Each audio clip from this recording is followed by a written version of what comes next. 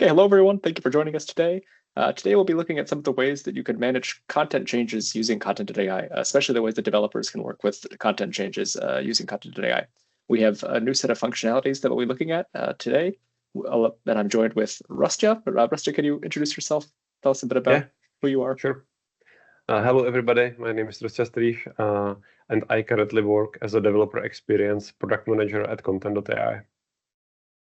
And I'm Jordan Torpy. I'm a product marketing manager at Kontent.ai. So again, the topic for today is managing content changes in Kontent.ai. We're going to look at 3 sets of functionalities that we have that help people achieve the goal of working with content changes in Kontent.ai. So we'll be taking a look at our improved webhooks, our new used-in functionality, and our sync API, along with some updates to the sync API that will be coming soon. So Rustya, maybe we can start with the webhooks. I know that our webhooks had a giant overhaul in the last year. So can you tell us a bit about what that new webhook functionality looks like? Yeah, sure. Like you said, it's been out for quite some time. So it actually was released, I believe, January last year. So this is, more for the people who are still maybe using the legacy implementation, who's been in the system for a very long time. So what we did, we tried to streamline the whole experience. So it's much easier to set the webhook up. There are additional features that were requested for a very long time. Custom headers. You can now add custom authentication headers. You can select basically watch more entities like assets. You couldn't really use asset webhook back in the old implementation. And the biggest change that we did that we decided to remove dependencies. So again, like in the legacy implementation, every change, for example, to your content model has a wide array of potential changes that will happen to your content itself. So in these old implementations, we basically generated these huge notifications where we included all that potentially dependent entities as well. And that kind of led to it was very hard to process all the changes, generate all the potential changes, and then on the customer side it was very hard to process everything because these notifications could be very big. So we decided to streamline this, remove this, and with some of the additional functionality that we will talk about in a bit, hopefully this experience will be much cleaner, much more straightforward. Yeah, perfect. I understand one of the bigger improvements is enhanced filtering capabilities. Could you tell us a bit about those capabilities, what those look like? Yeah, sure. It goes back to the streamlining thing again. Back in the past, you would it was very hard to basically target the specific notification that you would like to get, right? There were no like advanced filtering capabilities. Right now, it's been improved. You can filter, based on collections, based on content types. You can just watch specific content types, stuff like that. So there is still, maybe more to come. There are still potential of extending this functionality and adding more filters. But for now, I think it's much better. Our goal, obviously, is to make sure that the customer can specify, which which notifications they want to receive specifically, so they don't waste, time processing, unnecessary notifications. So this is again one of the goals of the new implementation. Mm-hmm. And the webhooks are still undergoing some improvements, right? Could you tell us a bit about what we might expect with these improvements? Yeah, sure. That's true. Apart from what I just said, one of the biggest improvements will be regarding performance. So right now, as we speak, we are improving. We are working on a significant performance boost to the whole notification system. So hopefully, in a couple of weeks, maybe months, this will be out, and hopefully, customers will feel the impact of the improved performance. Great. Yeah, glad to hear it. So that's our first big way to work with processing content changes is our new webhook functionality. So I think now let's take a look at the next set of functionality we want to talk about, and that's the used-in functionality or the used-in API call. So to start off with, could you tell us a bit about what this is exactly? Yeah, it's funnily enough, it's been requested for so many years, and it's one of our most requested features, especially in the technical side of things. But it's in reality it's very simple. It's basically an API call that will return parent structure of a particular content item or an asset. So it sounds simple, but technologically this is very hard to do just because of the underlying technology that basically all CMSs are built on. So I will just demonstrate a little bit on these diagrams how it works.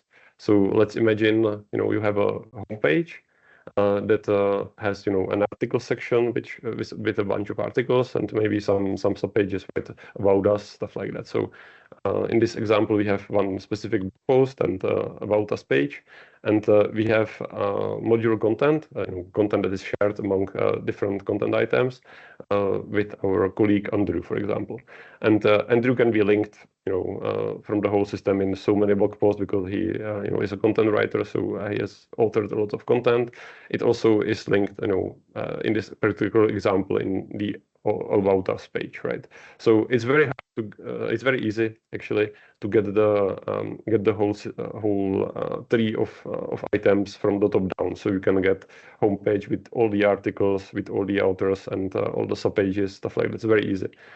What is actually really hard is to go in reverse. So whenever you have an Andrew item, it's very hard to get wherever Andrew is linked, right? And for many use cases, this is absolutely crucial.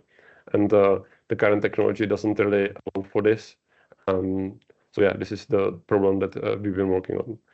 Obviously, this works also, over multiple levels.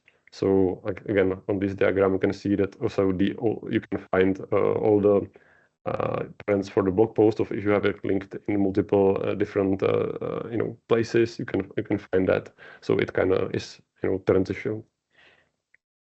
Yeah, sure.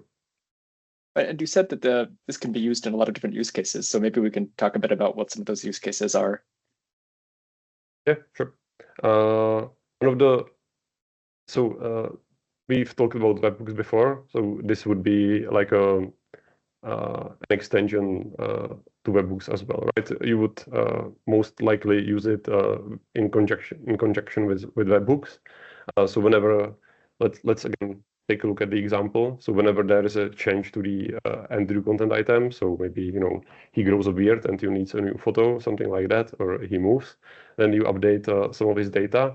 And the hard part now is how does this change actually affect your content, right, all across the board? So you can imagine, like in your search index, you probably won't have like a specific Andrew item, right? But you have all those blog posts to search through, or all the pages. So Andrew doesn't really interest you that there was a change, but you need to find basically the next level where Andrew actually influences stuff. So this is what we call content refresh. So for those scenarios when you need to basically trigger some kind of reindexing or rebuilding on like a certain level above the change, you can use then.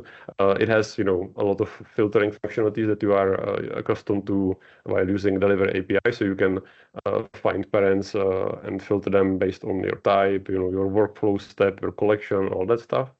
And that way you will hopefully get to the level that you actually need, and you can rebuild and index those items that affect your search, your cache. Maybe you run a partial site rebuild, and you need to know if you need to trigger it. So again, this is very helpful in those scenarios. The second scenario that is very common is whenever something is to be removed. So let's say somebody is removing an item. It's really hard right now to know if the item is used somewhere, right? So you don't really want to remove something that is being used actively. So again, you can check via the used in call if this is linked somewhere. And this not only works for items, it also works for assets. So again, this was a big problem in the past. Right now you can just say, okay, so I have this asset, I want to remove it or replace it. Let's see where this asset is linked. And it works through rich text, it works through links in the rich text. So everything, linked items element, every occurrence will be found basically. It also works across different languages, which is a new one for Delivery API. So whenever you are using different language variations, everything again can be found and explored via this new API call. And the last mentioned scenario might be dynamic navigation building, because sometimes people want to build the navigation from the bottom up. So from the current item that you are viewing, like up to the main category, for example. So for building backgrounds, this can be interesting as well. Yeah, perfect. So that's the used-in functionality, and I hope people find it useful, because I know it has been very, very highly requested. And then finally, I'd like to take a look at our sync API again. So for those who are unfamiliar, could you give a little overview of what the original sync API is and when it's used? Yeah, sure. So Sync API is just basically another way to process changes. It's basically on demand. So you have your webhooks again here on the diagram. Whenever something happens, just webhook triggers and sends you the data, and you will have your listener that will be woken up by the webhook and just processes the change. For some scenarios, it might be better to have like a passive and just periodic approach to these changes. So you basically initialize your event queue, and with like one API call, and you will get back a token, right? And after some time, you can decide, okay, so what's in the queue. So you fire a request to the sync API, and it will give you all the events that kind of accumulated in that queue, and you process them on your own, and again you will get a new checkpoint token, and again, like after some time, use this token to again get all the events that accumulated in the queue from that point of your last request, basically. Again, the sync API works very similarly to webhook, so there are some options to set up the queue, so it's filtered for specific events or for specific types, stuff like that. It is very useful if you have a lot of changes, because you can be very easily flooded by tons of webhooks, but you won't be flooded by a number of events if you are crunching them as you go. And it also is good for changes that are not real time. You don't need to real time processing. So yeah, it's very useful for some scenarios. Yeah. So that's the sync API, and I understand that we have a new version in the works. Maybe you can give us a little hint at what we might be expecting in the future. Yeah. So in the upcoming months, we are planning on releasing Sync API version 2. It kind of goes back to the legacy webhooks that we mentioned before. The current Sync API contains all the dependencies. So whenever you change, for example, a content type, you add a new element to that content type. Your Sync API will also contain all items of that specific content type that you may or may not want to process with that change. So we are changing this, and so it is more in line with the philosophy that we are right now implementing in the new webhooks, or in the current implementation, basically. So for the content type change, you will get just one item telling you a little bit more about what actually happened. So your content type was changed in this way, and then it will be up to you to basically decide what to do next. Again, like we mentioned, you can use then if you still need these dependencies. It will be very easy to get them. If specific modular content changes, you can use them to get all the parents and all that affected entities anyway. So we thought it's much better for scalability and for like you will have much more clear idea about what's going on. So there will be new events. We will be removing the dependencies, and like I said, it will be compatible with the current webhook implementation. You will have less events with more information, and you will be able to decide better what to do next, basically, with those changes. Mm-hmm. Yeah, perfect. So this, I think, if we have to kind of wrap it up with the main takeaway here, it's that Kontent.ai offers a lot of ways for you to work with changes in content and updating the changes in content. So a lot of these features are available right now. Some of them will be available quite soon. I recommend that you watch our product changelog closely to catch those changes as they're released. If you need any help or have any questions about these features, you can always reach out through Intercom support directly in Kontent.ai. Thank you so much, Rostya, for taking the time today to walk us through these new features and share some of the benefits that users can expect from them. Sure, thank you.